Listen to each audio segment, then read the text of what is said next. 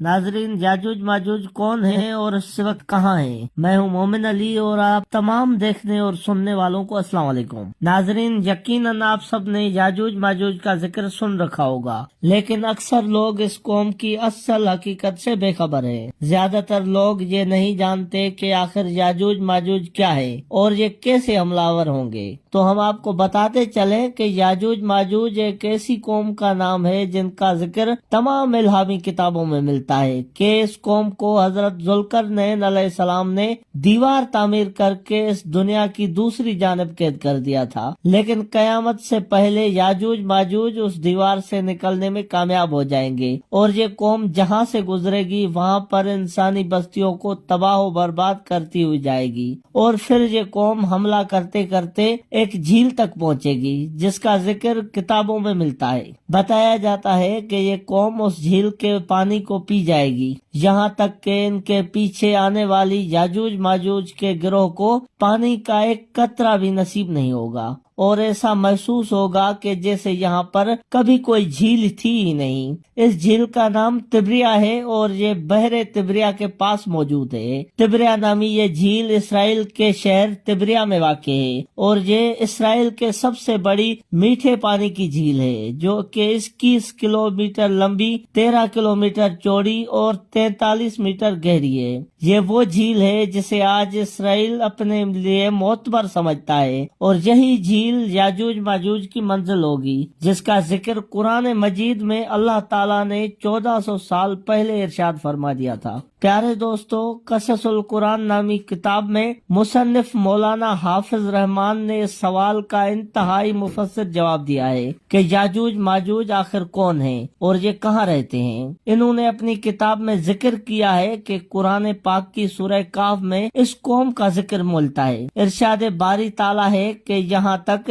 कि जब वो पहाड़ों के दरमियान पहुँचेंगे तो उन्हें एक पहाड़ों से पहले लोग मिलेंगे जिनके बारे में ऐसा लगता था कि वो कोई बात नहीं समझते थे। मुफस्सिरीन ने लिखा है कि हजरत जुल्करनैन सफर करते करते वहाँ जा पहुँचे थे, जो जगह आर्मेनिया और अजरबैजान के नजदीक वाक़ है। वहाँ पर दो पहाड़ों के दरमियान से एक कौम निकली जो खेतों को तबाह कर देती, मवेशियों को बेदर्दी से कत्ल कर देती और बस्ती के लोगों को अपना गुलाम बनाकर ले जाती। चुनाचे वहाँ के लोगों ने हजरत जुल्करनैन अलैहिस्सलाम से दरख्वास्त की कि हम आपको कुछ रकम जमा करके देते हैं जिसके बदले में आप हमारे और इस जंगी कौम के दरमियान कोई रुकावट खड़ी कर दें। नाजरीन गिरामी, ये कौम वही याजूज माजूज की कौम थी। कुरान पाक में अल्लाह ताला ने इस वाक़े का जिक्र यूं फरमाया है कि इन्होंने कहा कि जुल्करनैन, याजूज और माजूज इस जमीन पर फसाद फैलाने वाले लोग हैं, तो क्या हम आपको कुछ माल की पेशकश कर सकते हैं जिसके बदले में आप हमारे और इनके दरमियान कोई दीवार बना दें। जिस पर जुल्करनैन ने जवाब दिया कि अल्लाह ने मुझे जो इख्तियार दिया है बेशक वही मेरे लिए काफी है, लिहाजा तुम लोग मेरी मदद करो और मैं तुम्हारे और याजूज माजूज के दरमियान एक दीवार बना देता हूँ। फिर हजरत जुल्करनैन अलैहिस्सलाम ने लोहे के दो बड़े बड़े टुकड़े दोनों पहाड़ों के दरमियान खड़े किए और लोगों से कहा कि इनको जलाओ। जब वो लाल हो गए तो इन पर पिघला हुआ तांबा डाला ताकि लोहे के ये टुकड़े आपस में मजबूती के साथ जुड़ जाएं और चिकनाहट की वजह से कोई इनके ऊपर न चढ़ सके। लिहाजा ये ऐसी दीवार बनी कि याजूज माजूज न इस पर चढ़ने की ताकत रखते थे और न ही इसमें कोई सुराख बना सकते थे। प्यारे साथियों, कहा जाता है कि इस दीवार की लंबाई 50 मील, ऊंचाई 290 फुट और इसकी चौड़ाई 10 फुट है। कई मुहक्किकीन के मुताबिक कुरान मजीद की गवाही से साबित होता है कि हजरत जुल्करनैन अलैहिस्सलाम ने दो पहाड़ों के दरमियान सफर किया और इस पहाड़ी सिलसिले में एक जगह बहुत ही बुलंद पहाड़ है जिनके दरमियान वो वाहिद रास्ता है जहाँ से आया जाया जा सकता है, लेकिन ये रास्ता पूरी तरह से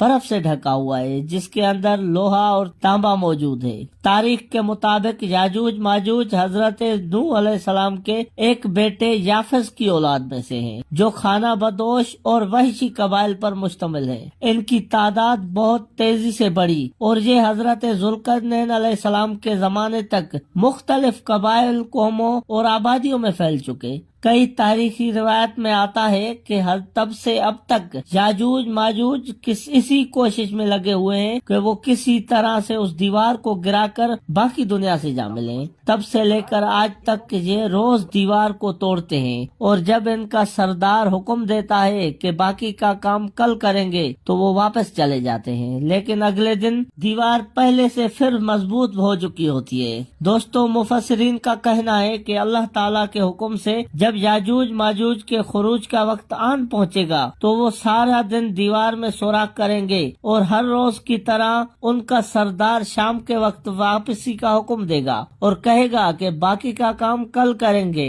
انشاءاللہ تعالی۔ اس سے پہلے آج تک اس نے کبھی یہ الفاظ استعمال نہیں کیا ہوگا۔ ان الفاظ کی مدد سے آئے دن اس دیوار کو ویسا ہی پائیں گے جیسا وہ چھوڑ کر گئے تھے۔ چنانچہ یہ لوگ انتہائی پرجوش ہو کر دیوار کو گرا دیں گے اور زمین پر پھیلتے چلے جائیں گے۔ یہ جہاں سے گزرتے جائیں گے وہاں پر تباہی پھیلاتے چلے جائیں گے اور مخلوق خدا کو اپنے شر اور فساد کا نشانہ بناتے چلے جائیں گے۔ ان کا پہلا گروہ جب آتے ہوئے جھیل تبریا سے گزرے گا تو صحیح مسلم کے مطابق وہ سارا کا سارا پانی پی جائیں گے، اور جب ان کا آخری گروہ یہاں پہنچے گا تو کہے گا کیا کبھی یہاں پر پانی ہوا کرتا تھا؟ جھیل تبریا کے بارے میں بتایا جاتا ہے کہ یہ اسرائیل میں تازہ پانی کی سب سے بڑی جھیل ہے، اور اس کا ذکر تورات اور انجیل میں بھی کیا گیا ہے۔ حضرت عیسیٰ علیہ السلام نے اپنی زندگی کا بڑا حصہ اسی جھیل کے کنارے گزارا، اور یہیں سے قتل و غارت کرتے ہوئے یاجوج ماجوج کو بیت المقدس پہنچیں گے اور اعلان کریں گے کہ زمین پر اب ہمارا قبضہ ہو چکا ہے،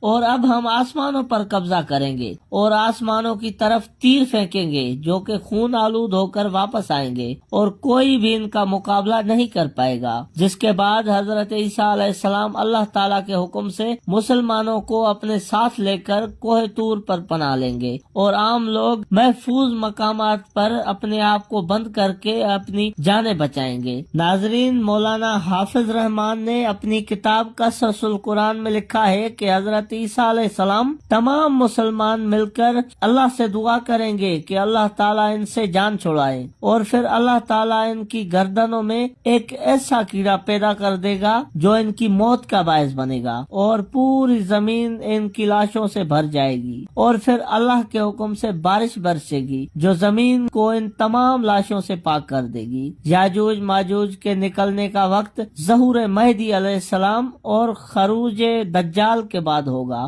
چنانچہ ناظرین، یہ وہ وقت ہوگا جب حضرت عیسیٰ علیہ السلام نازل ہو کر اللہ کے حکم سے دجال کو قتل کر چکے ہوں گے۔ یاجوج ماجوج کے نکلنے کی ایک علامت تبریائے جھیل کے پانی کا تیزی سے کم ہونا بھی بتایا گیا ہے، جس کا ذکر حدیث پاک میں بھی ملتا ہے۔ یہی وہ وقت ہوگا جب قیامت قریب ہوگی۔ پیارے دوستو، واقعی یاجوج ماجوج بھی اس حدیث پاک کی ایک دلیل ہے جس پر آپ صلی اللہ علیہ وآلہ وسلم نے اپنی امت کو قیامت کے نزدیک ظاہر ہونے والے بے شمار فتنوں سے آگاہ کیا ہے۔ یقیناً یہ قوم بھی ان تمام فتنوں میں سے ایک خطرناک فتنہ ثابت ہوگی۔ اللہ تعالیٰ سے دعا ہے کہ ہم سب کو قیامت کے نزدیک آنے والے تمام فتنوں سے محفوظ رکھے اور ہمیں اپنے ایمان پر ثابت قدم رہنے کی توفیق عطا فرمائے۔ آمین ثم آمین۔ تو ناظرین، یہ تھی ہماری آج کی ویڈیو۔ مزید ویڈیوز کے ساتھ حاضر ہوں گے، تب تک اپنا اور اپنے پیاروں کا ڈھیر سارا خیال رکھیے گا۔ اللہ نگہبان۔